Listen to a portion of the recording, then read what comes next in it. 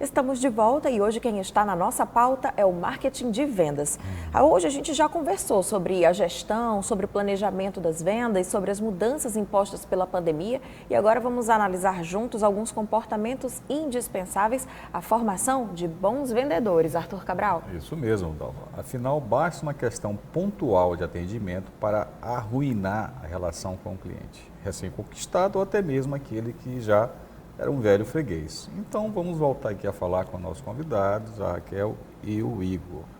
Bem, a gente conversou algumas coisas aqui no intervalo, e assim, a Raquel já tinha falado da questão da automação, né? Que essa, por exemplo, isso vai acontecer de maneira cada vez mais forte, que essas atividades, vamos dizer, mecânicas, repetitivas, como caixa, por exemplo, deve ser um pavor para muita gente, mas ele vai acabar. Né? Já existe loja nos Estados Unidos que não tem ninguém para fazer isso. Mas aí há um redirecionamento, né, do pessoal para atender, para ajudar, para explicar. Como é que vocês estão pensando tudo isso, Igor e Raquel? Quando nós viramos o negócio para o online, né, muitas dessas pessoas, como as lojas esvaziaram, muitas dessas pessoas foram ajustadas para outras funções. Então, eu tenho um cliente que ele está em casa fazendo o pedido e a minha operadora de caixa que poderia estar lá registrando o produto dele está fazendo a compra dele. Está empacotando? Não, está fazendo. Tá com o carrinho, está coletando os produtos, está selecionando o produto. Legal. Então, meio que a gente fez uma transferência de funções, né? O profissional não deixou de existir, mas ele hoje, cada vez mais, ele precisa que ele tenha outras habilidades a não ser só operar o caixa. E aí, desculpa, Igor, você fala, por favor. Eu queria só fazer um paralelo com a educação, porque eu acho que esse ponto é bem interessante, assim, a mudança do perfil do profissional. E a educação do século XXI, ela, de fato, ela é uma educação que ela é totalmente nova. E hoje a gente encara o conteúdo em si como ele é muito importante, mas ele não é o centro do processo educacional. Desenvolver competências e habilidades, como a Raquel falou, é o que vai formar o profissional do século XXI. Então, se a gente tem alguns estudos que mostram que hoje os alunos que estão entrando na educação infantil, aqui que tem seus 2, 3 anos, 65% deles vão desenvolver tarefas e ter profissões que ainda nem existem. Então, como que eu formo um aluno na escola para uma profissão que ainda não existe? Esses mesmos estudos mostram que esses alunos que estão entrando hoje vão mudar de profissão, e quando eu falo profissão não é de emprego, vão mudar de profissão, de ramo de atuação, Carreira. pelo menos 10 vezes na sua vida adulta. Então, assim, a quebra de paradigma é muito grande. Isso já está acontecendo. Isso já está acontecendo. A gente está indo para um movimento que é muito mais você ter habilidades, você ter um perfil comportamental, que você desenvolve habilidades e competências e você ser um eterno aprendiz. Você aprender além da educação a aprender. contínua, né? Exatamente. E era isso que eu ia comentar agora, porque é do nosso conhecimento que, por exemplo, dentro do Grupo Mateus há uma formação de lideranças. Sim.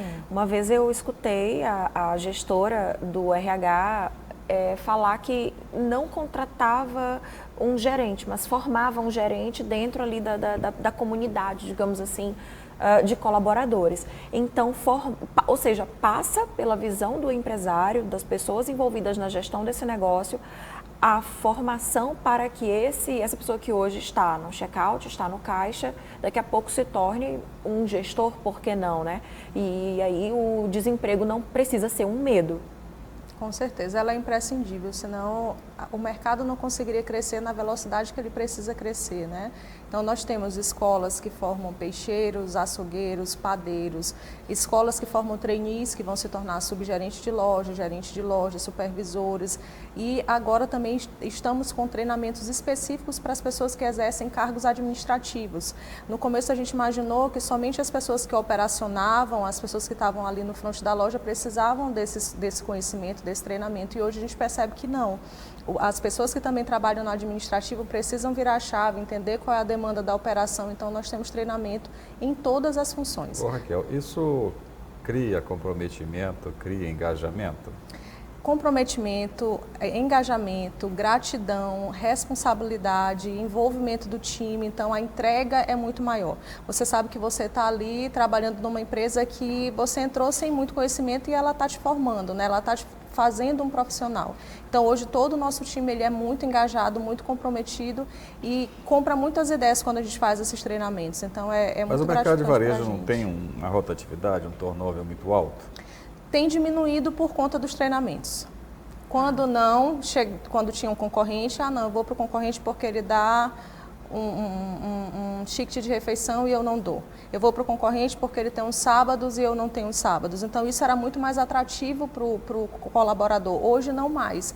Hoje, ele já consegue visualizar que o treinamento que ele recebe, essa formação que ele recebe é mais importante para ele lá na frente do que, às vezes, um vale-transporte, do que, às vezes, um outro benefício. Ele já enxerga como um degrau. Exatamente. Então, vamos aproveitar que a gente está também com um público bastante diverso, mas certamente, e aí a gente até faz um parêntese, se no passado só vendia quem era vendedor, hoje qualquer um de nós precisa se posicionar com a postura de quem quer vender se a gente tiver um produto ou um serviço para oferecer. Então, partindo dessa premissa, gente, eu quero ouvir de vocês as dicas de habilidades e comportamentos que são esperados de quem busca um emprego, busca uma colocação, em especial nessa virada de ano. Como vendedor, né, Dalva? Como vendedor, especialmente, porque aí tem que ter a coisa do talento, não é todo mundo que consegue vender. Por exemplo, aquela venda por insistência que a gente ainda vê em algumas lojas. A pessoa está insistindo, Só mas eu não quero. Mas no telemarketing, ninguém aguenta isso. Exato. Então, assim, o que é preciso ter de know-how, não de currículo, mas de habilidade mesmo, na opinião de cada um de vocês, para os diversos segmentos aí do varejo? Olha, falando do nosso meio, do nosso de supermercado, enfim, do varejo em geral, a pessoa precisa conhecer aquilo que ela vai vender. Eu acho que para ela passar a credibilidade, para que você me convença a comprar algo, você precisa minimamente conhecer. Eu trabalho diretamente com vinhos e com produtos mais especializados, mas falando de vinho, se o meu atendente ele não conhece aquele vinho, ele não experimentou, ele não sabe como harmoniza, ele não sabe o princípio de tudo, ele não vai saber vender. Ele consegue alcançar até um determinado público, que é aquele que está iniciando no mundo do vinho. Quando ele pega um cliente igual o Arthur, que já viajou para a Inglaterra, ele não vai conseguir mais efetuar essa venda. Não porque tem bonzinho, nem tem vinho. o conhecimento dele é ali muito basal, né? Ele não conhece muita coisa. Então, quando o cliente começar a fazer perguntas mais difíceis, mais complexas, ele não vai saber. E ali ele perde a credibilidade dele enquanto vendedor. E a empresa perde o cliente. Exatamente. A empresa o cliente vai ver, não, essa empresa realmente não está formando colaborador, eu vou para a empresa tal, que ali eu vou ser mais bem assistido, eu vou ter uma pessoa para me atender melhor. Então, a questão do conhecimento do produto é muito importante. Mas às vezes a gente fica com uma impressão, Dalva, eu não sei se é impressão mesmo, que a gente vai em alguns locais, eu não estou citando especificamente ninguém, que o vendedor parece que fica tentando vender aquilo que o estoque está alto, né? Né? Empurrar ali para você, aquele estoque está alto, não procura conversar com você, saber seus gostos e preferências, já vai dizer, por que você não experimenta isso aqui? Por que não sei o quê? E parece que, às vezes, o treinamento ele acaba ficando um pouco automatizado, Raquel, não estou citando especificamente ninguém. Sim. E uma das coisas que incomoda realmente é quando a gente entra num local, no varejo, e que o vendedor mal deixa você falar. Ele parece que ele solta assim uma lição que ele aprendeu e ele vai falando. E aí você fica assim, gente, eu vou me embora, né? Porque ele não quer me ouvir. Né? Isso acho que a gente aqui, gente, representa bem essa diversidade de público, porque eu sou fácil, não entendo nada, qualquer coisa me convence.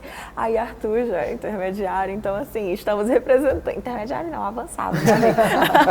Não, mas não é questão de você saber ou não, é o comportamento do vendedor. Sim, né? sim. Aquela coisa assim que ele não procura te entender, te ouvir. Ele quer te vender alguma coisa que ele foi treinado. Sim, e a gente, às vezes, não é que ele seja treinado. A gente tem vendedores muito antigos que a escola de venda, que foi o dia a dia dele, formou ele assim.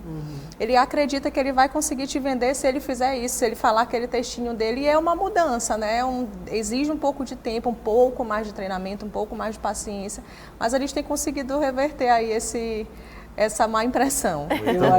Eu acho que complementando o que a Raquel falou, que ela falou um pouco da questão de capacitação técnica, né, que é você aprender, saber sobre o que você está vendendo, eu acho que tem também o outro lado, que são o perfil comportamental, que acho que principalmente, obviamente, o vendedor precisa ter cordialidade, mas eu acho que pode até parecer clichê, mas eu acho que ter empatia é o principal. Porque você, como você falou, a experiência do cliente ela se arruína quando você sente que você está sendo empurrado para um caminho que não é o seu, que simplesmente você não necessita. Então, assim, eu acho que o vendedor tentar se colocar no lugar do cliente para entender qual que é a demanda dele e tentar, a partir da identificação de uma oportunidade, oferecer o melhor serviço ou o melhor produto, eu acho que é aí que a venda se concretiza. Então, o vendedor ter essa maleabilidade, ele conseguir identificar essas oportunidades, é muito mais assertivo do que ele tentar impor algum produto que esteja com estoque alto, como você está dizendo. Eu tenho um cliente que ele não quer ser atendido, né? Ele quer entrar, fazer a compra, ele já sabe perfeitamente o que ele vai comprar, ele quer entrar, ele vai direto na prateleira, ele leva. E tem um cliente que quer, então ele precisa realmente ter e talvez essa esse que já saiba o que quer, Raquel, ele precisa ser surpreendido. Sim. Né? Eu acho que é ótimo quando você entra numa loja, né, que eu sou muito assim, eu não gosto muito de comprar, não tenho paciência, como mulher tem de comprar roupa, essas coisas, eu já sei o que eu vou comprar, eu entro e vou lá e pá. Agora, quando você tem um bom vendedor, que ele percebe teu perfil e ele diz assim, mas você vai gostar disso aqui, né? E às vezes você acaba comprando. Eu acho que isso que todos nós, como clientes, né, como compradores, a gente espera que esse mercado do varejo físico ele se transforme, né, numa surpresa quando você vai.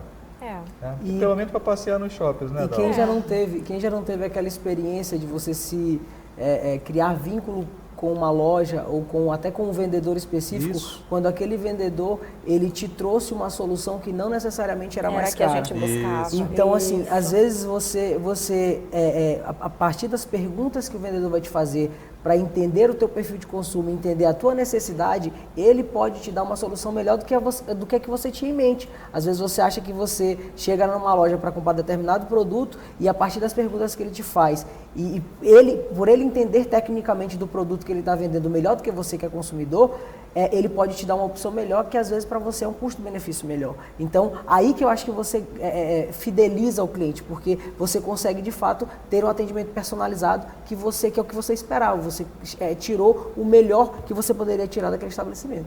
Muito interessante o nosso papo de vendedor, né, gente, aqui, o que a gente teve foi muito legal. Daria para falar mais uma hora, né, Dalva? Daria, porque realmente o assunto é infinito. A gente tem aqui um universo de temas para abordar, mas vocês, por favor, fiquem à vontade, retornem sempre que quiserem com uma pauta interessante, porque o nosso público agradece todo esse conhecimento compartilhado.